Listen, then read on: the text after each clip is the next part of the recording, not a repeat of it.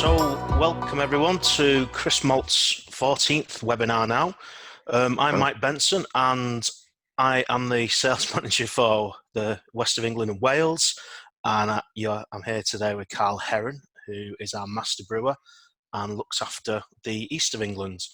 So today, Carl is going to take us through recipe development and also talk about some Christmas beer recipe ideas as well, which, let's be honest, it's not the strangest year. We've seen stranger things during the year anyway than talking about Christmas beer in August.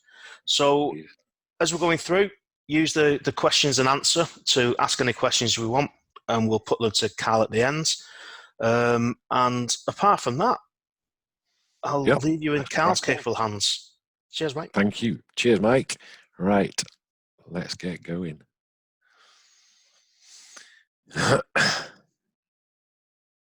So welcome everyone. Thanks for attending. I hope this is going to be interesting and valuable. And as Mike says, jump in with any questions and we'll answer those at the end. So I think the initial thing you need to think about with recipe development is the style. So there's various things you can think about.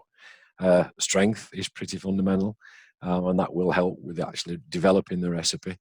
And then we're talking flavor, aroma, mouthfeel, and color. Those are the fundamental things to decide on when you're going for a style. The malt bill will be influenced by those things, of course, as will the hop charge. I think one thing we tend to forget about is yeast.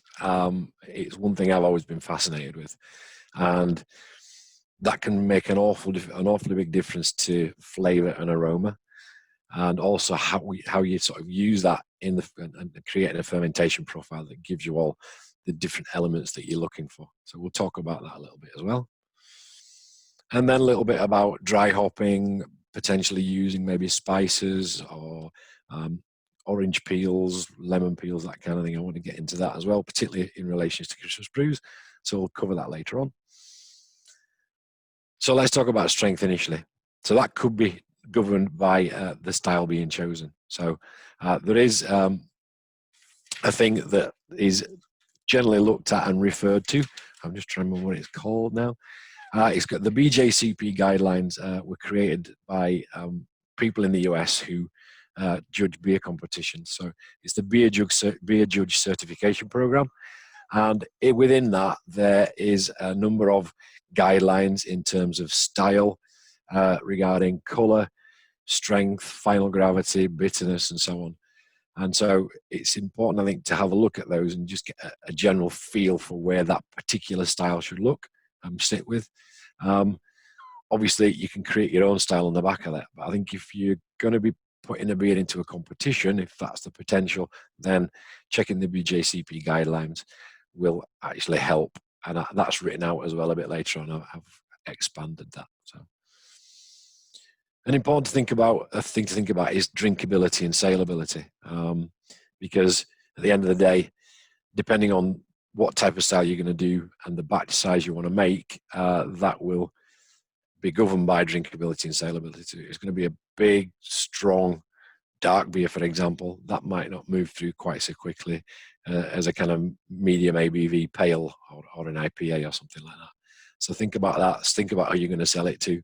I think the bigger beers generally tend to sit better in small pack for more of a home consumption or a different occasion to going out to the pub and sinking a few pints, and that comes to the drinkability too. Higher strength tends to bring more flavor, I think mainly because the alcohol kind of lifts those flavors and aromas out, so keep that in mind. The lower strength beers are absolutely appropriate for certain styles, but what to keep in mind is that they will tend to be thinner. So the lower down the ABV you go, the more danger there is, I guess, of the beer being thin and not having much body. So the way to counter that is to have a higher mash temp. Think about malts that have a lower fermentability, so that might be a caramel or a dextrin malt, that kind of thing. And then you can also use yeasts that won't ferment malted triose. So malted triose tends to be probably, I can't remember now, 10-15%. It was in one of the other webinars that we did, and that won't be fermented by certain yeasts, and most yeasts will take it up slowly at the end of fermentation, but some yeasts won't ferment at all. So an example of that would be the Lalande Windsor yeast, for example. So look at flavour. So one thing I've always been taught when developing new beers is making beers that are balanced. So that tends to improve drinkability, and that will pretty much guarantee that you'll get it through. If you want to accentuate sweet, bitter, or sour, and if you think about it, these are the kind of fundamental flavors you've got on your tongue, then that will make them a bit more niche and possibly more memorable. So obviously a sour, you're going to go in that direction. Accentuating bitterness in a big IPA might be the thing to do, or using sweetness, maybe using some lactose even, might give that kind of, might fit with that style, might give drinkers what they expect. But the balance thing's quite important if you want to get that drinkability element and sell it through. If we think about base malts, we've got lager, extra pale, that are similar colour, maybe from different barleys. Ale malts, Vienna can be used 100% as a base malt. And another consideration might be whether it's a UK variety or a continental variety, because that can have a bit of a difference as well. But the base does make a difference. And there are a number of base malts that we offer that will give subtle differences in terms of how the beer feels and tastes. Specialty malts, depending on what brew you're doing, you can look at highly kiln malts. That might be Munich, might be maybe Vienna, dark Munich. You can have toasted malts like amber and brown, and then roasted malts, black, roasted barley, and then the crystalline malts, which would be Cara and crystal malts. Another thing we're seeing a lot more use of just of late, last probably 12 months, is different cereals. So we've got wheat. Wheat brings a bit of depth, promotes head retention, is a bit more cereal tasting. Oats give a nice smoothness, quite an oaty flavour if it's above sort of 5% of the grist. The smoothness comes from soluble fibres that the oats give up in the brew, and they will give it a nice roundness as well.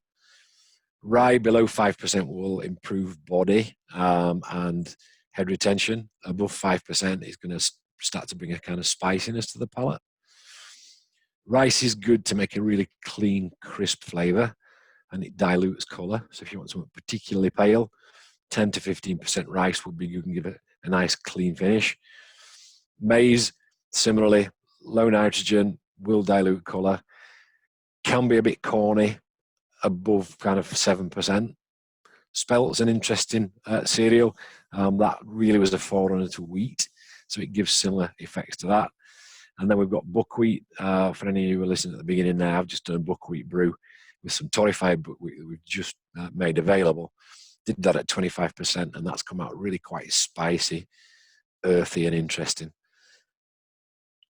Hops are there for bitterness primarily, but they can also give citrus, spice, floral aromas, and depending when they're put in, and depending on the alpha acid, the strength of them, if you like, that can create a bit of a bitter linger at the end, which can be quite pleasant in some styles of beer. One thing to keep in mind, which we can often forget as brewers, is that salts have quite a significant effect on flavour. So I'll cover that a bit later on in terms of different styles, but salts do tend to sort of sit with style, and I'll come to that. Yeast we've talked about, so things like diacetyl, that's a kind of butterscotch aroma. That can be created by yeast, and if it's not allowed to reabsorb that, you'll leave some in the beer, which might be good in certain styles, more ales, darker beers, let's say. Esters are made by yeast, they're kind of fruity compounds, and then you've got higher alcohols, which bring different aromas, and they can actually get spicy aromas.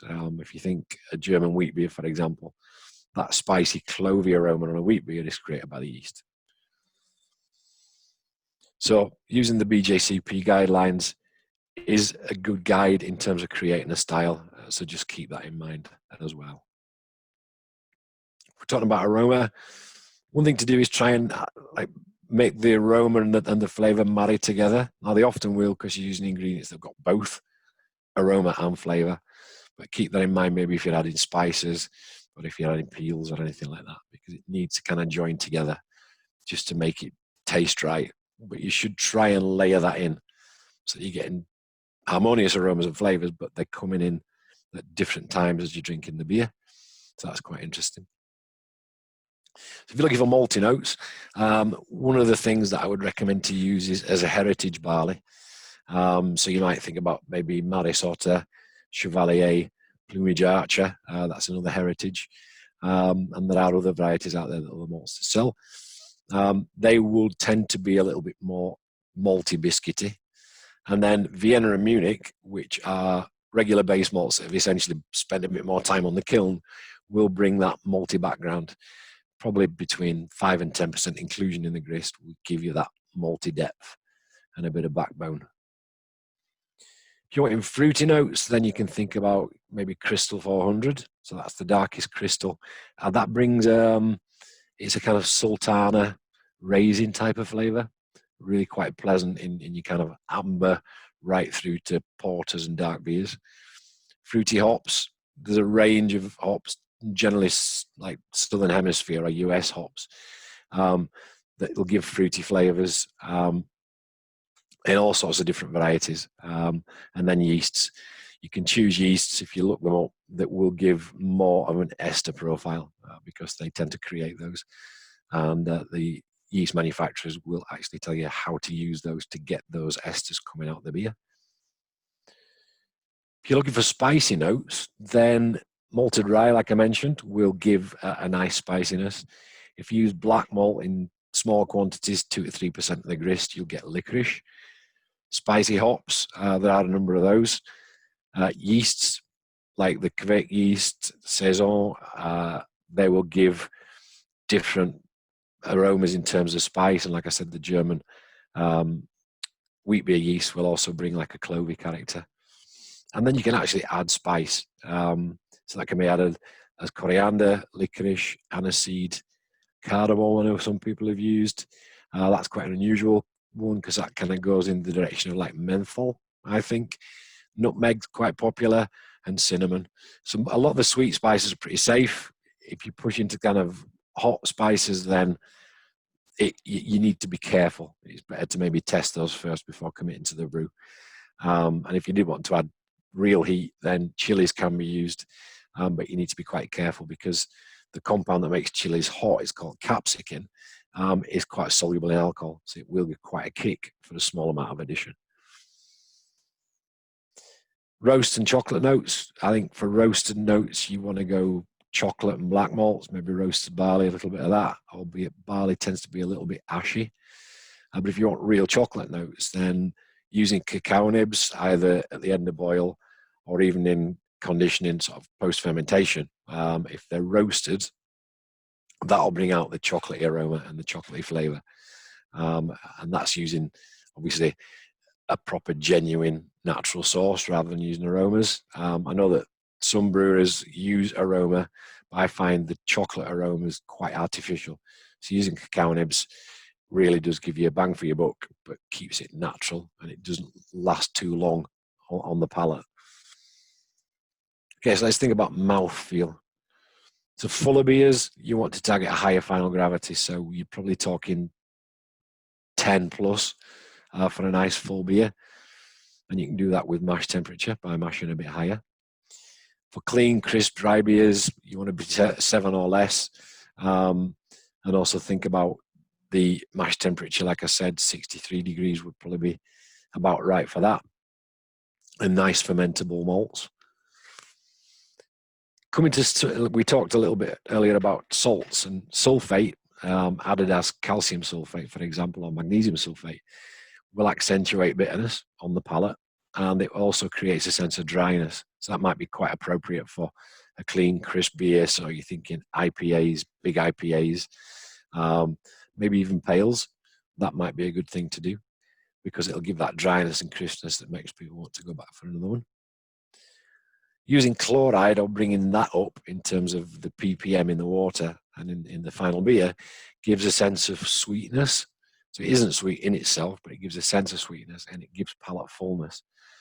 So if you're making, let's say, for example, a New England IPA, then your chloride to sulfate ratio would be twice as much chloride as sulfate. If you're making a bitter or an IPA, you'd swap it around. You go twice as much sulfate to chloride, and that works really well.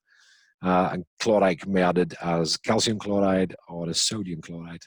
You just need to be a little bit careful with sodium chloride because that can give that salty tang, which you don't really ideally want in a beer. Balance of irons can be governed by style. What you'll tend to find if you look this up is that classic beers, let's say an Irish stout, which was like originally and most famously brewed in Dublin, the Dublin water has a naturally high chloride content, for example, and that chloride content balances all the astringency and the bitterness in the stout.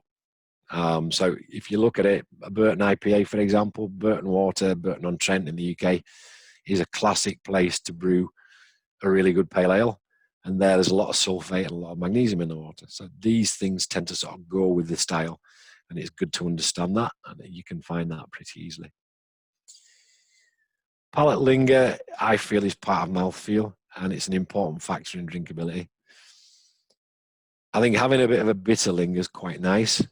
But if you go too far, it can be a little bit unpleasant and almost astringent, which then makes people put off going for another drink. It can also be a bit sweet and cloying. That can come from leaving the final gravity a little bit too high, or potentially sometimes having a bit too much of the crystallized malt in. So Cara or crystal malts tend to leave a sweet, cloying linger. So when you're looking for colour and depth, use a balance of the crystal malts and maybe an amber or a brown malt to give you that colour, but also that balance of flavour without having that long linger of sweetness.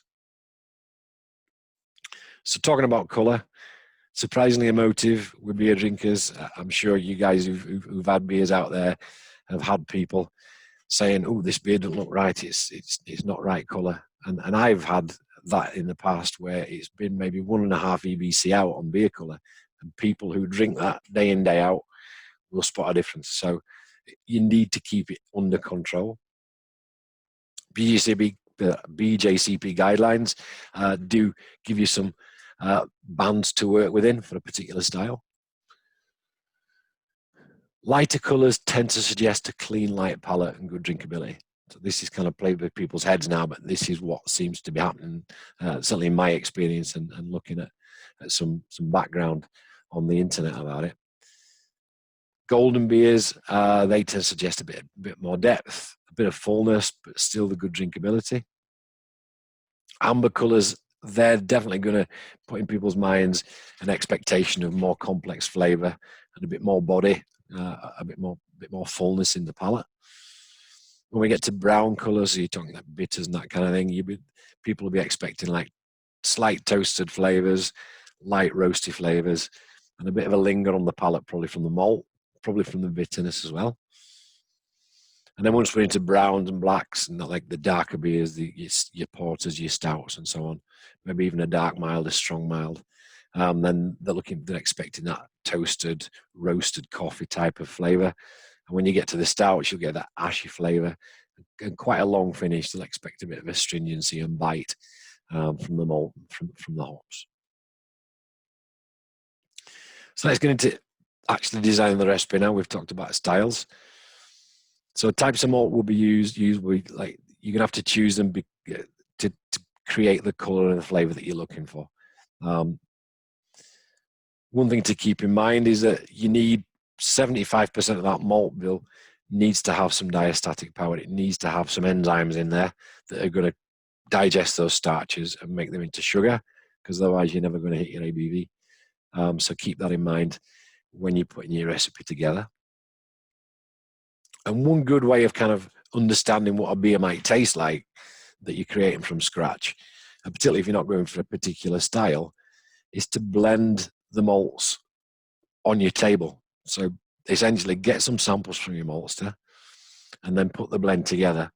So if we're going to do 75% of the malt bill as a regular base malt, then you would count out 75 corns into your hand, and then you might have 3% brown malt. So you'd have 3 corns of brown malt, and you add those together, get those in your hand, crush that. You can just use a coffee grinder or something like that, just whiz it up, have a taste of it as malt, have a smell of it, and see if it's delivering what you want, and adjust that up and down until you get where you're comfortable with and where your style you want to go with. Once you're pretty much there, you can make a malt tea. So this is something we do when we're developing new malts here at Crisp. We actually make this tea and we have a taste, and then we decide whether we need to adjust that process to get where we want to be. So it's a standard method. A lot of information on that slide, I understand that. This will be available afterwards, so you can get it from your sales manager. Essentially what you're going to do is take 50 grams of malt, put it in water at 60 degrees, leave it for 15 minutes, and then filter it. And what that does then is give you all the flavors as they're going to transport and transpose into the wort.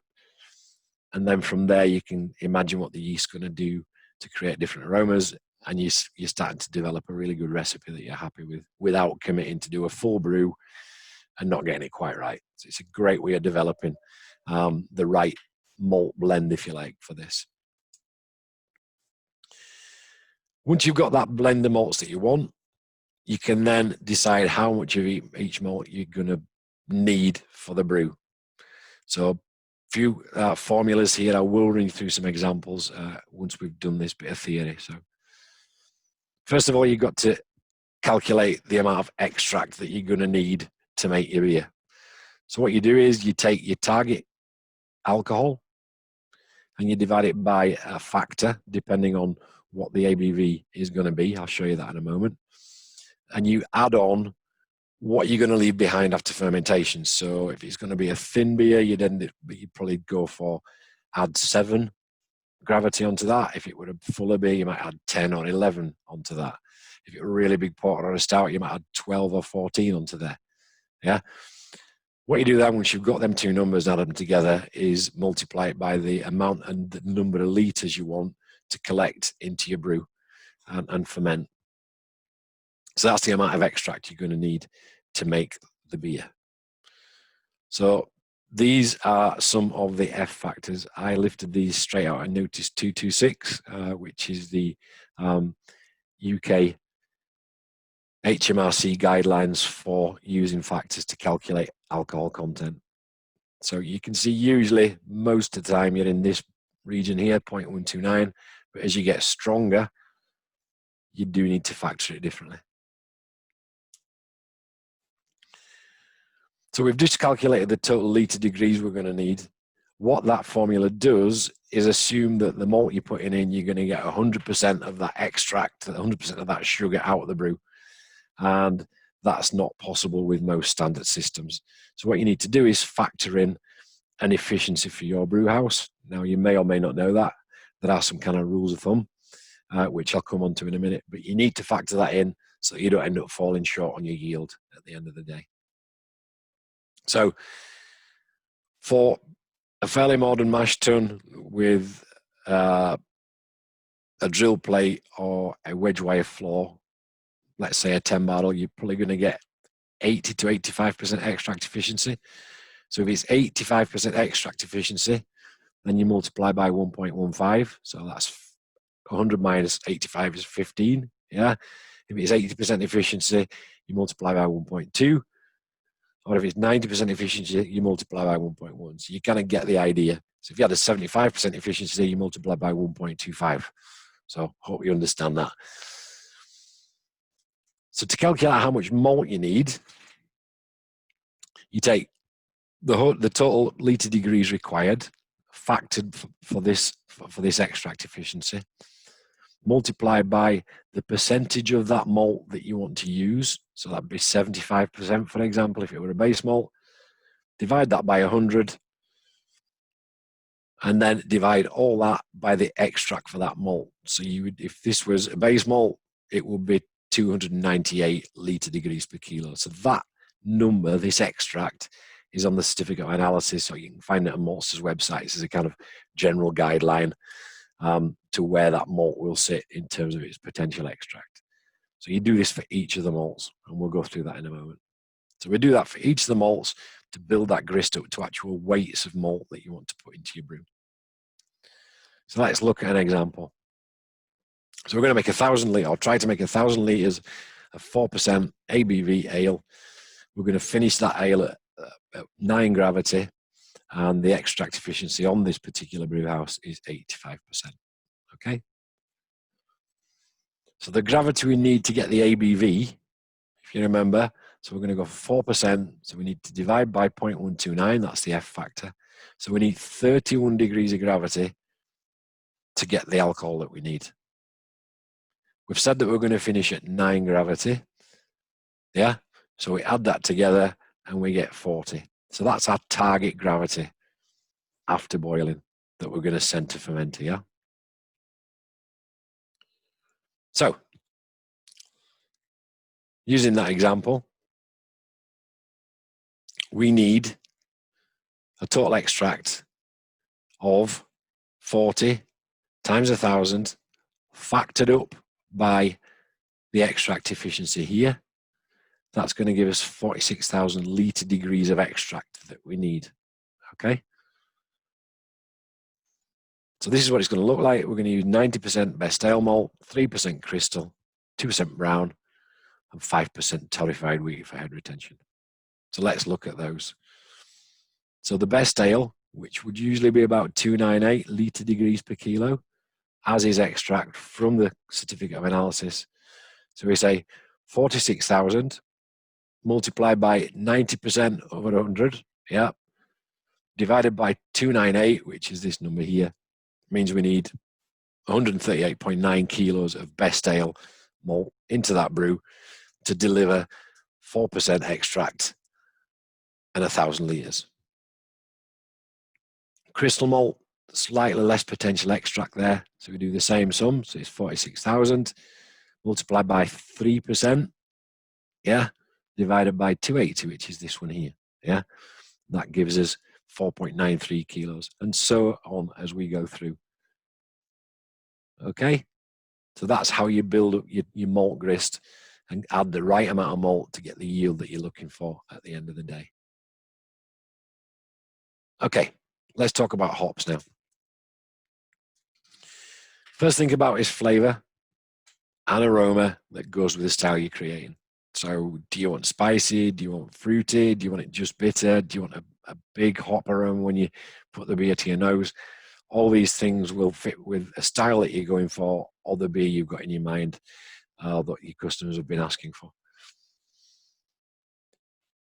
Once you've decided that, have a look at your hop merchant website. There are various available, and they will have a list of hops and the different attributes that those hops have. And then you've got an idea what's available. And you can start building a hop charge up. At that point, before you start getting really enthusiastic about a particular hop, give the hop merchant a call, ask him how much it's going to be, and also ask whether there's ongoing availability. If you're making a one-off special, it's not such an issue with ongoing availability. But if that one-off special goes really well, or if you're intending to put a new kind of core beer into your range, then ongoing availability is really important because you don't want to get 2 years down the line and all of a sudden that hop disappears or it's difficult to get hold of because everybody else wants it. So just think about that so you don't get tripped up and end up not being able to use a particular hop that gives that personality to the beer.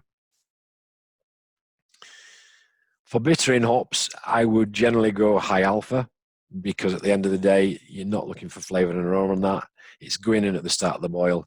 It's going to isomerize the alpha acid and make bitterness. So it's not important to actually spend a lot of money on a fancy aroma hop with that. I mean, some of the US hops tend to have lots of aroma and lots of alpha, in which case, no problem. Dual purpose or aroma hops are good for flavour. So those can be added mid-boil, 20, 30 minutes in, let's say, and they will add a bit of depth and flavour. So it starts to give that layering. So you've got bitterness, and then you get some flavour, then you get some aroma, and that tends to work quite well. And then aroma hops tend to be chosen for late and dry hopping. So late hopping will happen 5 to 10 minutes before the end of the boil, maybe flame out when you've stopped the heat source going into the kettle. Or maybe even you might want to chill the wort down to 80 degrees and then put the aroma hops in. Because at that point, they're definitely not going to isomerize and you can preserve all those essential oils that you've paid so much money for when you buy these aroma type hops. The alternative, of course, is that you put them in post-fermentation.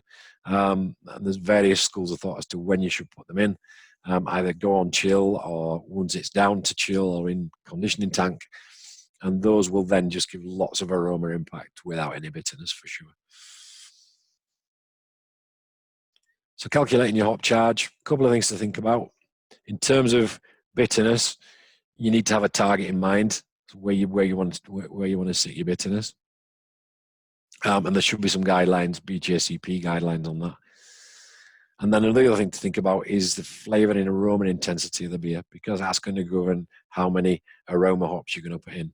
And that will also be affected by when you put it in. So a late hop will probably not give as much bang for your buck in terms of aroma as if you dry hop, for example.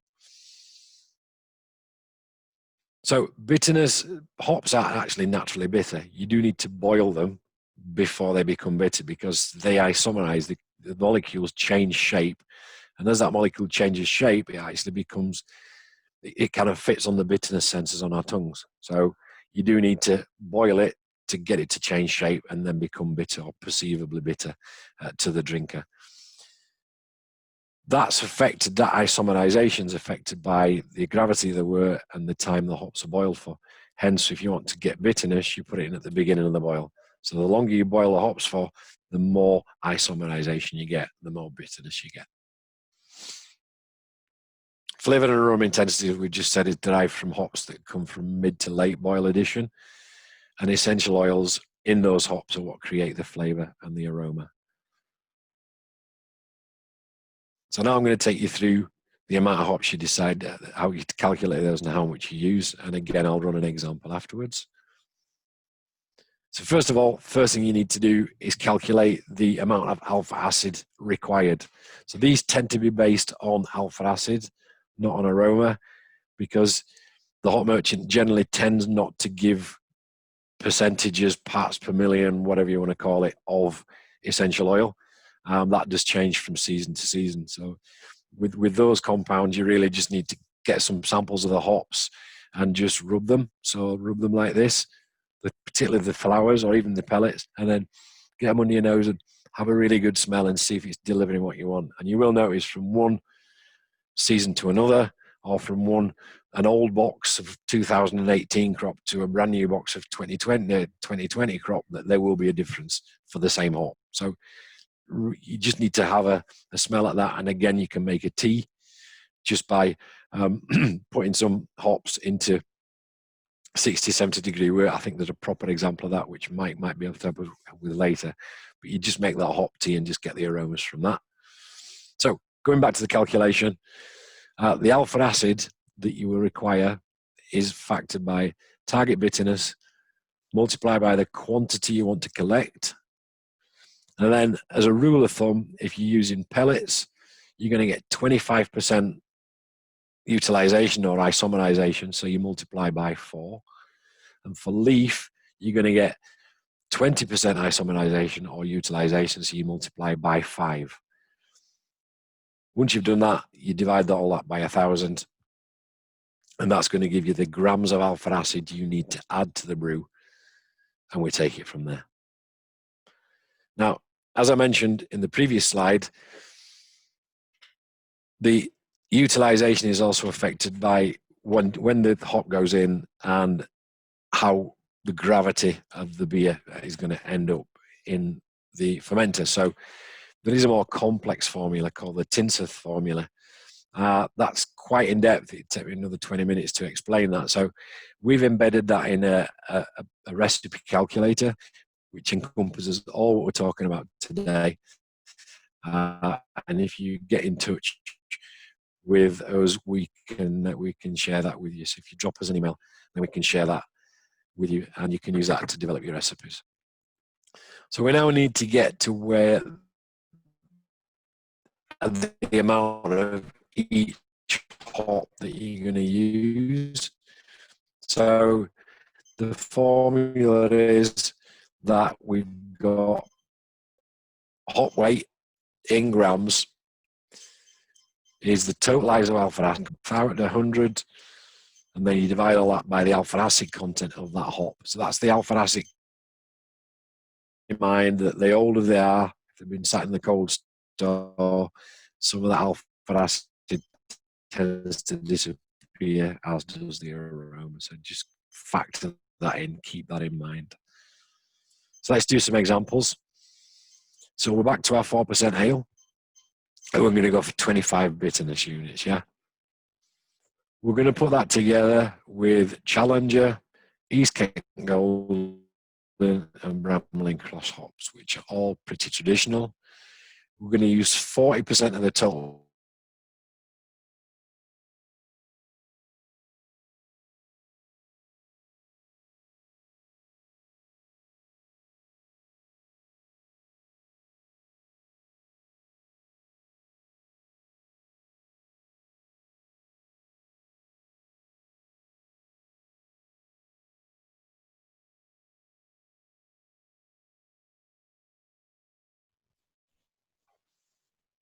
You're back with us, Carl.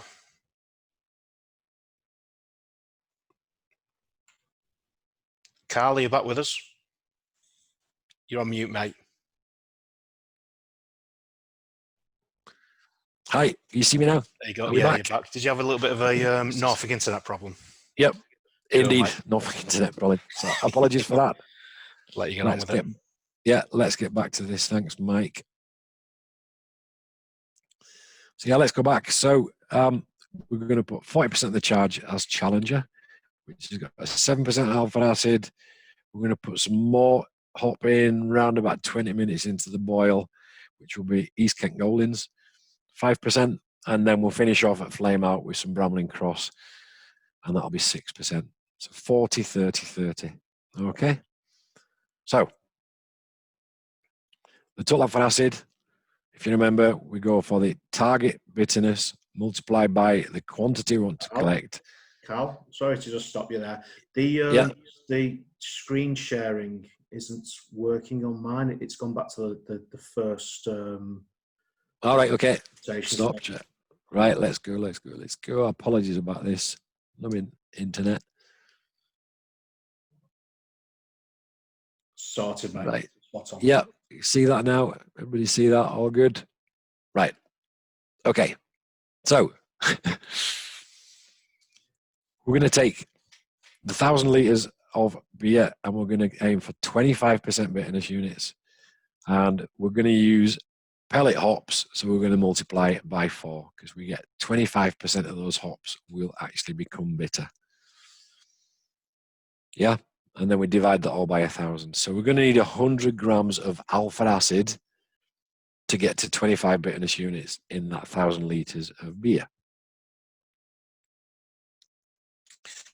So let's look at the hop weights now. So we said the Challenger was going to be 40% of the total hop charge. Yeah. So we take the 100 grams, the 40% Challenger, and if you remember, that was 7% alpha acid. So that gives us 571 grams of Challenger for that particular brew. Okay. That goes in at the beginning, and then 20 minutes in, we do the same formula. This is 30% of the hop charge. It's got a 5% alpha acid, and so that gives us a weight of 600 grams of EKG. And then finally at the end, we've got the Bramling Cross, and that's 30% of the hop charge again. It's got a 6% alpha acid, so we're going to get 500 grams of that to put in. So it's a relatively straightforward calculation based on those rules of thumb of multiply by 4 for pellets and multiply by 5 for leaf. Okay. If we want to get into more depth, then give us a shout and we can share that calculator with you. We'll have a look at brewing salts now. So what you brew with normally will have some mineral content. So if you're taking it off the town main, it will have mineral content. If you're bringing it up from a borehole or taking it from a spring potentially, it will have some ionic content. A way of getting around that, if you like to do a lot of different beer styles and you like to play, is to buy a reverse osmosis filter. They come in for a sort of 10-15 barrel brewery at about £3,000-4,000, and they'll run at a sufficient rate to fill up your cold liquor tank or your hot liquor tank overnight, ready to brew with. Then you've got basically a kind of clean base to work from. If you haven't got that, then what you can do is go onto the internet, usually pop in your postcode, and your local water authority will tell you the kind of average analysis for the water that you're using, if it's town mains. If you're taking it from a borehole or from another source, then you can ask for it to be analysed by a lab. One person we know that does do that is Murphy and Son, who sell lots of different chemicals and stuff that you can put in beer, to like processing aids and so on. That's the word they were looking for. Normally, if you deal with Murphy and Son, they will do you one free water analysis per year, and they'll tell you how to create different styles using their salts that they're going to sell you to get the different styles that you want. So that's worth keeping in mind.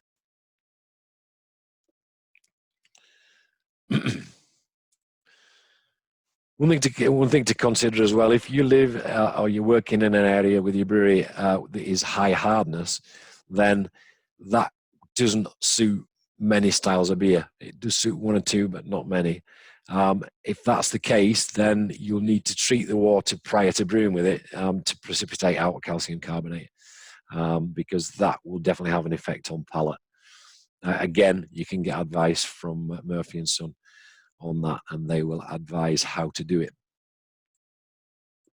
I've actually created a salt additions calculator, and again, if you drop me an email or indeed Colin or Mike or Nigel, our craft beer sales managers, then they can let you have a look at that. What you do is you pop in the analysis from the water you're taking from the main or from the borehole, and then you adjust salts up and down to give you the right profile for the beer style of beer you're trying to brew. Once you've got your salts weighed out, then you just pop those, mix them in through the malt grist before you mash it in, and then it distributes throughout the mash and gives you all the right things in terms of reactions in the mash and the different ionic content that's going to come through into the brew. So let's talk about yeast now. There are a couple of ways you can add yeast. You'll all know, wet or dry. So more and more choice becoming available on dry yeast now. And wet yeast, you can get those from Brew Lab. You can get them from Sure Brew. There's an organisation in the UK that look after the national yeast culture. It's actually just down the road in Norwich. And you can browse their catalogue and choose a yeast. All of these things will have a description of what the yeast will do, how attenuative it is, how fermentable it is. It will tell you the likely aromas. It will tell you the amount to add, the temperatures to aim for, and so on. So research that really well, depending on what kind of flavors and aromas you're looking for, and also strength. Some yeast won't tolerate a lot of alcohol, so make sure you choose one that's going to get to where you want to be, particularly with big beers. Some styles will require a specific yeast. So if you think a saison, that will need a saison type yeast, because that is a completely different yeast to regular brewing yeast. It's diastaticus. So that'll take beers right down. If you're making a wheat beer, you'll need a wheat beer yeast. You might want to choose a German or a Belgian one because they give slightly profiles, and so on. So keep that in mind, because the style that you're choosing might govern that. Once you've got the yeast, follow the instructions in terms of pitching quantity and top temperatures.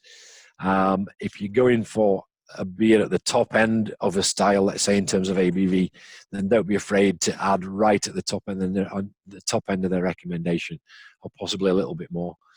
You've got to be a little bit careful with wet yeast, because when they arrive with you, they will probably be of sufficient quantity to just about ferment the beer.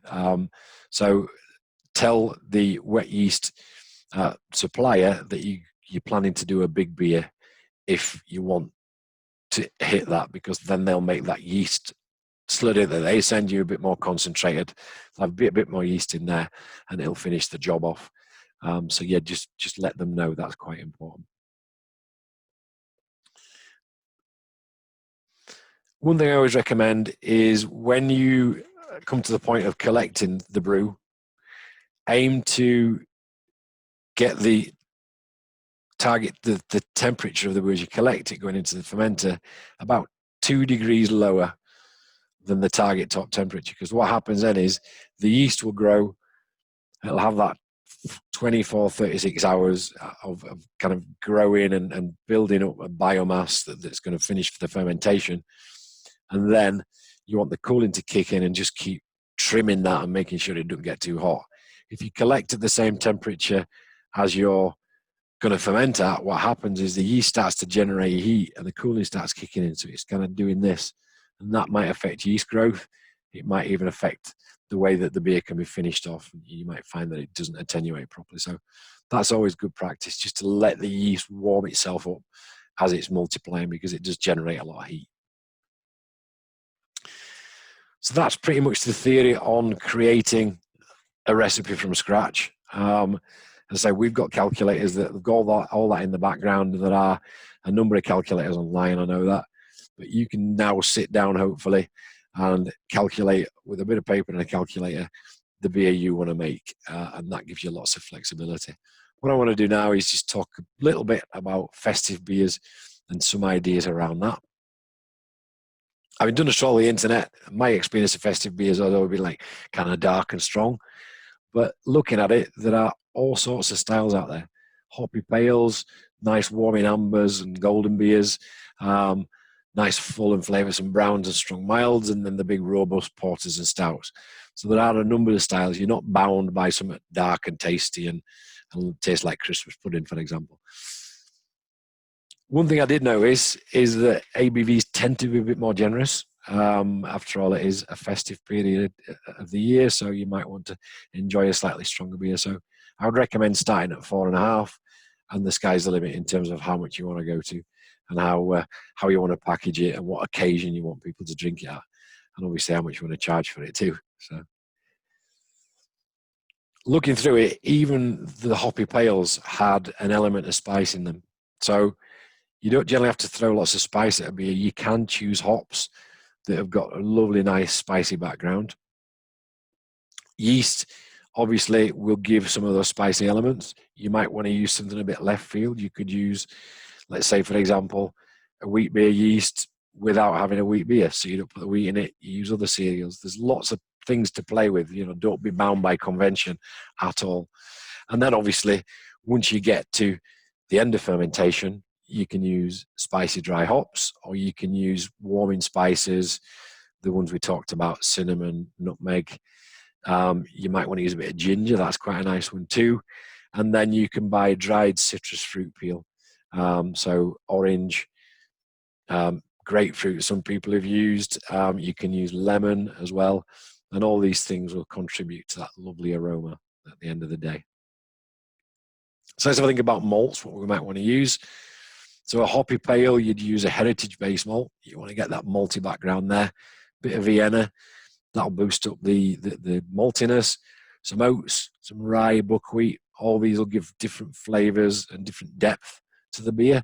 And in a hoppy pale, I would say you need that, because it's going to be probably towards the bottom end of that ABV, and it's going to want to have a bit of backbone to counter the hoppiness and the bitterness. For golden and amber styles, Vienna and Munich are a really nice addition to get that depth of flavor in the malty side. Using amber gives you a toastiness, like a light toastiness. Card will add body and a bit of sweetness. And then your low color crystals, so your 50, 100, 150 would be nice and give a nice caramel sweetness. And then rye and crystal rye will bring some spiciness and a little bit of body to the beer as well. Once we get to the next stage with brown ales and strong milds, then dark Munich's definitely going to give you some depth and a little bit of structure. Brown malt, kind of quite toasty, it's getting quite intense. It's not quite roasted coffee, but it's more kind of well toasted bread, for example. Chocolate malt's lovely in a brown ale. Don't add too much, or it'll end up too dark, but that will give those sort of light roasted coffee aromas. Toasted wheat's a nice addition. That gives a nice bready toastiness. And then a medium crystal will bring you kind of treacle toffee type aromas.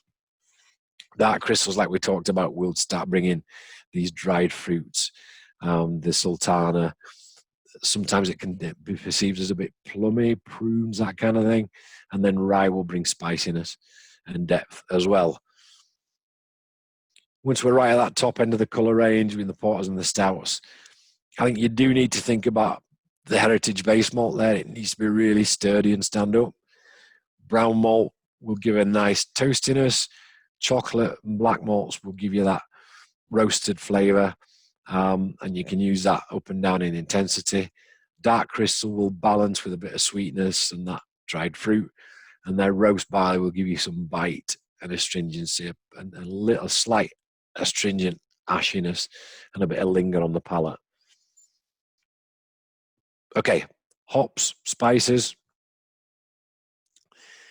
Choose hops that are going to complement the malts. So if you're doing something fruity, hoppy, maybe go for the fruity hops, citrusy hops. If you're going to use citrus peel, for example, you might want to go more tropical aroma in a hoppy pale. That might kind of sit with an amber, depending what style you're going for. So think about that. Have a look through the catalogue, see what they can bring in terms of aroma and flavour. So in a festive beer, I would suggest probably spicy and citrus hops would work best, because that's what people tend to associate with at that time of year. Don't be shy on the bitterness. I would say medium to high, so 25 plus is what I go for, because you tend to be looking for quite a strong malty backbone. So you need to keep that balanced up so you don't go too sweet. Don't be afraid to add the hops towards the end. So get in there late, get some dry hop in there just to give that aroma and that flavour, particularly if you're going spicy and citrus, because then that'll really hit the people in the nose as you sort of bring the beer to your mouth, which will be really nice. And then, depending on what kind of hops you've chosen, depending on your malts, then you might want to think about blending in some of these aromas. So cinnamon, which is sweet, ginger's got a bit of a bite, nutmeg kind of in the same vein as cinnamon. That, in actual fact, in quite bigger quantities can be narcotic, so be careful how much of that you add. Mace is actually the covering of a nutmeg anyway, so they're very close in flavour. Licorice as root is quite nice and not too strong. And pepper's quite interesting. Pepper you tend to associate with heat, because when you put pepper on food, it tends to be hot. When you put it in beer, you get more of the kind of aroma of the pepper. So using really fine peppers and looking for the aromas that they can create will bring that to your beer. And they give a kind of tingle on the palate rather than a heat when they're in beer. So that can be interesting. One thing I would recommend is making up any of these materials with a hot liquor slurry and then putting them in the beer, and probably adding them end of fermentation or in conditioning tank is best for me. Some people add them at the end of boil, which again is another way, but you tend to lose those kind of high aromas. You know, the essential oils tend to sort of disappear up the chimney in the kettle if you put them in too early. And if you want to differentiate and have a bit of flexibility, then you can add them directly to cask. A teaspoon, 2 teaspoons, that kind of thing. I would leave them for about a week before putting them out if you're going to do that. And if you can, just agitate them, roll them up and down the cellar just to get them to mix and get those flavours and aromas out into the beer. So that's it. Thank you very much for listening, and we can now take any questions. Thank you very much, Carl. That was brilliant. And my juices are very much flowing and getting on with my Excellent brew, I must say. We've got a couple of questions that have come in. The first one is, what is the best ways to control the finishing gravity? There's a couple of things on that. Firstly, I would say temperature and mash thickness. So if you want something that's going to finish a little bit lower and going to be clean and crisp, then use a thinner mash, let's say 3 to 1 litre to grist, and the mash temperature 63, 64 degrees C. If you want something a bit fuller bodied, then a thicker mash, 2.5 to 1 litre to grist, and the mash temperature probably 67, 68 degrees. And that just controls the enzymes that are working on the starches and tends to make less fermentable sugar. And that's why the yeast won't be able to sort of take that down too low, or indeed take it lower if that's what you want. The other way to control it is to use the temperature of the fermentation or the pitching rate. That's another way of doing it. And what you tend to find as well is the more adjunct coloured speciality malts you put in there, the higher the gravity will finish anyway, because those don't naturally have fermentable sugars in them, and some of the sugars won't break down with the enzymes in the mash. So factor that in when you're thinking about it. And another thing that a few people use now is things like lactose or dextrose, which aren't quite so fermentable. Yeah. In fact, lactose isn't fermentable by yeast. It won't actually tackle that. So, but keep in mind that will give a sweetness as well as a more body and a higher final gravity. Super, thank you, Cal.